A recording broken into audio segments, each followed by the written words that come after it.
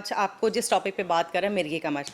अल्लाह ताला ने जो हमारा जिस्म अता किया है, इसके तमाम ऑर्गन का सही से काम करना बहुत ज़रूरी है। ख़ासकर हमारे जिस्म के vital organs, brain, heart, kidney, liver और इसके साथ साथ लंग्स का, अगर अल्लाह ना करे किसी भी वजह से इन तमाम ऑर्गन्स के फंक्शन डिस्टर्ब हो जाते हैं तो हमारी सेहत ख़राब हो जाती है और हम सेहतमंद नहीं रहते। और आज जिस टॉपिक पे बात करें, मिर्गी का मर्ज, ये बेसिकली ब्रेन का मर्ज है, यानी कि ब्रेन के डैमेज होने की वजह से होता है। आज हम आपको इस बारे में डिटेल से मालूमात देंगे और इस हवाले से बात स्टार्ट करते हैं हम सबसे पहले डॉक्टर साहबा से। डॉक्टर साहबा, मैं आपकी तरफ पहले आऊँगी। आप मुझे ये बताइए कि आज हम बात करें मिर्गी के मर्ज। ये मिर्गी का मर्ज होता क्या है? अच्छा, मिर्गी जिसको इंग्लिश में एपिलेप्सी कहते हैं, ये मर्ज जो है ना, ये एक ऐसा सेक्रेट सा मर्ज है कि इसके साथ बहुत ज़्यादा स्टिग्मा, बहुत सारे मफरूज़ात इसके साथ अटैच्ड होते हैं।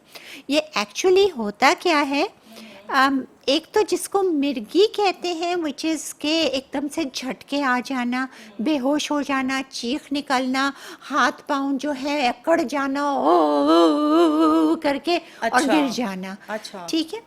अच्छा, तो ये तो है जिसको हम जनरलाइज्ड टॉनिक क्लॉनिक सीजर्स कहते हैं और जनरलाइज्ड एपिलेप्सी कहते हैं कि पूरे जिस्म का। अच्छा। लेकिन इसके साथ जो है ना, एपिलेप्सी की बहुत सारी वो इकसाम है। जैसे कि बच्चे की आपके स्कूल से शिकायत आ रही है कि ये जी हर कुछ थोड़ी देर के बाद जो है, थोड़ी देर के लिए अपने ख्वाबों में गुम हो जाता है, ध्यान ही नहीं देता। अच्छा। जी, बस खाली स्टेयरिंग स्पेल, खाली कुछ भी नहीं, ना गिरना ना हिलना ना कुछ, थोड़ी देर यूँ और फिर वापस वही। हाँ हाँ, 1 2 3 4 5 6 7 8 9। अब ये बीच में इतना गैप आया, उसमें कुछ भी हुआ है ना, उसको नहीं पता क्या हो गया बीच में। तो वो अब जाहिर है उससे उसकी लर्निंग भी अफेक्ट हो रही है, उसकी वो भी। इसको एब्सेंस सीजर्स कहते हैं, ये भी एक किस्म की एपिलेप्सी है। तो ये मुझे बताएं कि ये बीमारी होती स्टार्ट कब से और इसकी होने की बहुत सारी वजूहात डेफिनेटली होंगी, तो वो मुझे ज़रा प्लीज़ आप बताइए। देखिए, जो जैसे आपने बताया ना, ये ब्रेन का होता है। अब ब्रेन में जो है ना, एक बरकी तवानाई होती है और ये इलेक्ट्रिकल सर्किट्स हैं, और इलेक्ट्रिकल सर्किट में जब शॉर्ट हो जाता है ना, तो बेसिकली एक तरह का शॉर्ट सर्किट होता है।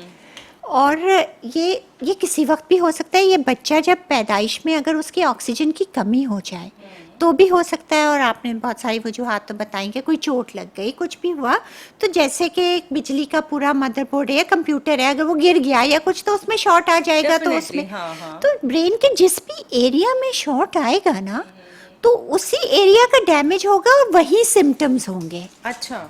तो सिर्फ हाथ का यूं झटका करना भी एक काइंड ऑफ एपिलेप्सी है। अच्छा। और खाली कंफ्यूज हो अच्छा, वो जो आप झटका करना बोल रही हैं कि जो पेशेंट होता है वो कॉन्शियसली कर रहा होता है या उसे पता नहीं चलता? अगर जिस बहुत ही छोटा सा है ना, तो कॉन्शियसनेस नहीं जाएगी जब तक पूरे ब्रेन में वेव नहीं फैलेगी। Will be conscious. जैसे डेजा वूज होते हैं, तो हमें खौफ होता है, एक ऐसा लगता है कि जैसे हम यहाँ हैं, खाली यही हो रहा होता है, एक अजीब सी फीलिंग होती है। तो बेचारे लोग जिनको ये हो रहा होता है ना, वो तो गैस्ट्रो के अपने पूरे जो है ना मैदे के टेस्ट करा चुके होते हैं कि कोई गैस वाली इशू है क्या है, एक खौफ जैसा आता है। और वो सिर्फ टेम्पोरल लोब में यहाँ पे एक छोटे से शॉर्ट की वजह से होता है, और इसका इलाज हो जाए तो उनका सब कुछ ठीक हो जाए। अच्छा। जी, और ये नहीं हो तो फैलता जाता है। लेकिन इसकी वजूहात में तो ये तो वजह है इसकी कि साइंटिफिक। लेकिन ये डैमेज होता किस तरह से? तेज़ बुखार अगर हो जाए, बच्चे को ऑक्सीजन में, इसलिए अगर माँ हामला है जब और वो कोई गलत दवाएं खा ले, उससे उसके न्यूरल ट्यूब में कोई डिफेक्ट आ जाए तो बच्चे को बहुत बुरी किस्म की एपिलेप्सी हो सकती है। अच्छा। तो ये चीज़ों का एहतियात, ये प्रिवेंटेबल चीज़ें। आपको पता है, मैंने यहाँ पाकिस्तान में ही बच्चों में मैंने स्टडी की, तो मैंने ये देखा कि ये एक मतलब ख़राब किस्म की एपिलेप्सीज हमारे यहाँ बच्चों में ज़्यादा हैं। Like almost 10% of the epilepsies were that, जबकि बाहर के ममालिक में या अमेरिका में 2.7%। हमारा इतना हाई। तो फिर मैंने उसके वजूहात देखी, तो द मेन थिंग वाज के बच्चों की पैदाइश के टाइम पे ऑक्सीजन की कमी हो जाना, इन्फेक्शंस हो जाना, अच्छा, तेज़ बुखार का हो जाना, जो कि अक्सर जब बहुत तेज़ और बहरान की हालत होती है डॉक्टर्स के पास नहीं जाते। और अक्सर जगह अभी भी ये देखा जाता है कि बुखार में बजाय ठंडा करने के और गर्म कर देते हैं। और जी, तो उससे दिमाग पे एकदम असर होता है और उससे ये एपिलेप्सीज बहुत ज़्यादा होती हैं। टीबी हमारे यहाँ मेनिंजाइटिस, ये वजूहात जो कि जिसकी वजह से अगर दुनिया में 0.5 to 1% है तो हमारे 1.5 to 2% double the amount of. अच्छा, जो आप ये एपिलेप्सी के फिट्स की हम बात कर रहे हैं, क्या मरीज को खुद कुछ महसूस होता है फिट्स होने से पहले? सो अगेन इट डिपेंड्स कि कहाँ पे है। अगर अच्छा। सिंपल पार्शल है या कॉम्प्लेक्स पार्शल या फोकल एपिलेप्सीज हैं तो मरीज को पता चलेगा। अच्छा। और ये डायग्नोस करना बहुत ज़रूरी है कि कौन सी टाइप की एपिलेप्सी है, चूँकि दवाइयाँ और ट्रीटमेंट बिल्कुल डिफरेंट होता है।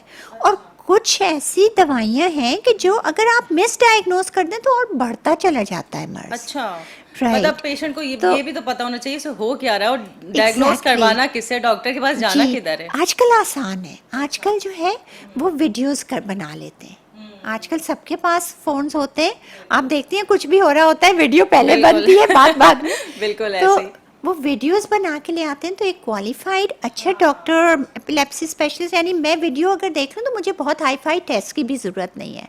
I can kind of pin point कि कहाँ पे ये हो रहा है और किस किस्म का ये।